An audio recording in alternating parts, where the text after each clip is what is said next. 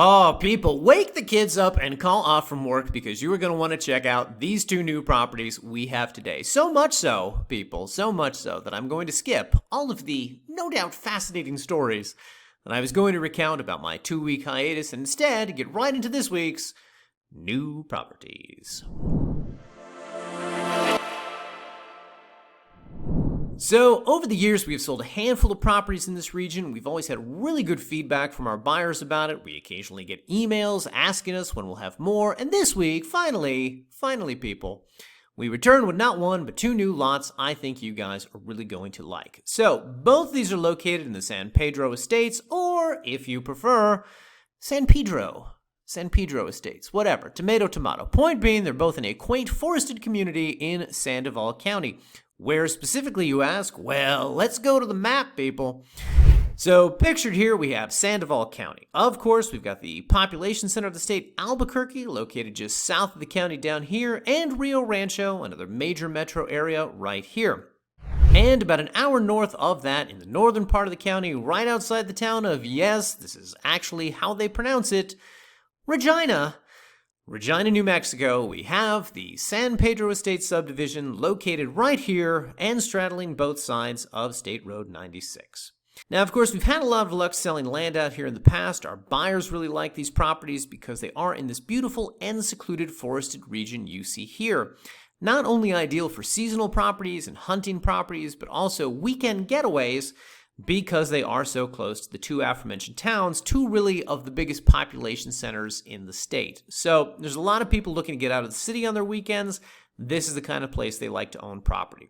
Now, in addition, the subdivision has power running up and down most of the roads, underground telecom up and down most of the roads, and water lines, yes, even water lines, can be found throughout parts of the community. Point being, a lot easier to develop land out here. In addition, guys, despite all those enviable features, there is no HOA and no annual dues. Some minor covenants and restrictions were drawn up when the sub was first created back in the 70s, but of course, there's no one to enforce them now, and my reading of them leads me to believe that most, if not all, have been supplanted by modern zoning regulations. This, of course, is all my way of saying that this is a laid-back community where you will be able to live comfortably out of a mobile or modular home, site-built home, or any number of other traditional or non-traditional structures. In addition, guys, the other nice thing about owning land in this region is that you are none too far from the hot springs of Yemes or the crystal-clear waters of Lake Abiquiu. Both of these attractions are within about 40 minutes of the property, but the lake, it should be noted, is a little more direct route as it too is along the 96 in nearby Rio Rancho County. Whatever the case, this, of course, is a very nice attraction to have close by because it means you can take advantage of all the boating and fishing activities that are out here.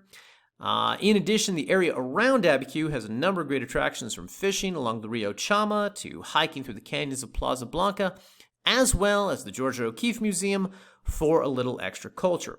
Point being, guys, there's a lot going on in this part of the state. Now, if we go back to the map, you will see that our first property this week is located on the west side of the subdivision, just off the well-maintained Rincon Road. This, of course, is one of the main roads in the subdivision, off which you will find not only the aforementioned utilities, such as power and underground telecom, but also water lines, all three of which servicing some of the very nice neighboring home sites you see here, which lead all the way out to the subject property. And of course, we like to point out the neighbors' houses because it gives you a good sense not only of what the community is like and the sort of pride of ownership that you find out here, but it also gives you a sense of the various types of structures that would be permitted, what others are doing, and hence, what you would be able to do as well.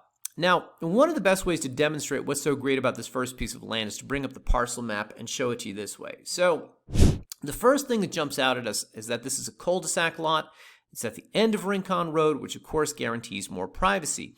What's more interesting, however, is that this lot is actually located at the northwestmost part of the subdivision, meaning that it is the last lot in the entire sub. And even better than all of that is that it backs up to all of this, over 500 acres of privately owned land. Now, of course, this is not government land, which means in theory it could be developed in the future, but my guess is that is not likely to happen anytime soon. Whatever the case, when your property butts up against one of these guys with hundreds of acres of land, they usually do you the favor of fencing off your property for you, and this particular lot is no exception.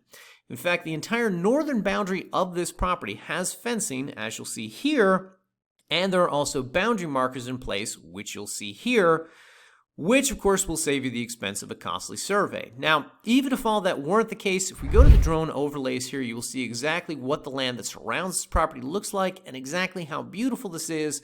And quite frankly, I think just having this as your new backyard is worth the cost of the property of itself.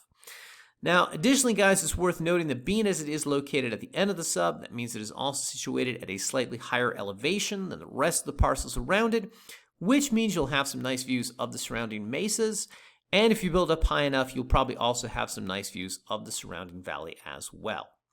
Now, if this one doesn't exactly fit your budget, you'll be glad to know that our second lot going live this week has a lot of the same features, but is a little less expensive. Now, this one is located on the east side of the 96 over here off of Hidden Place. This too is a cul-de-sac lot. This too has power here along the west side of the property, which you can kind of see on Google Maps.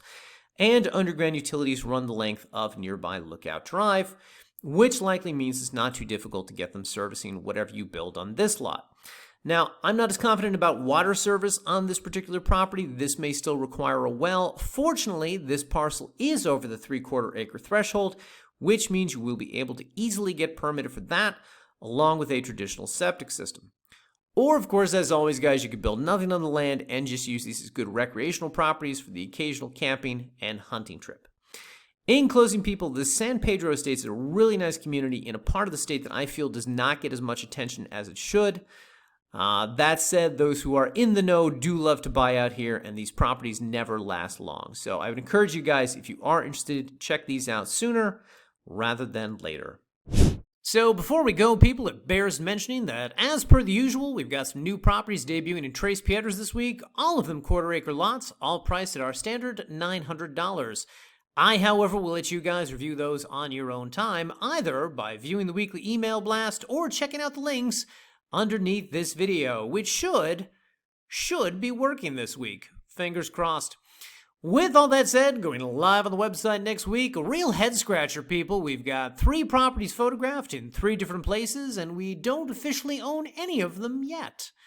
Will anyone accept our money in the next 7 days? Tune in next week to find out. Until such a time, have a great 7 days, everybody, and we'll see you back here in next week's video.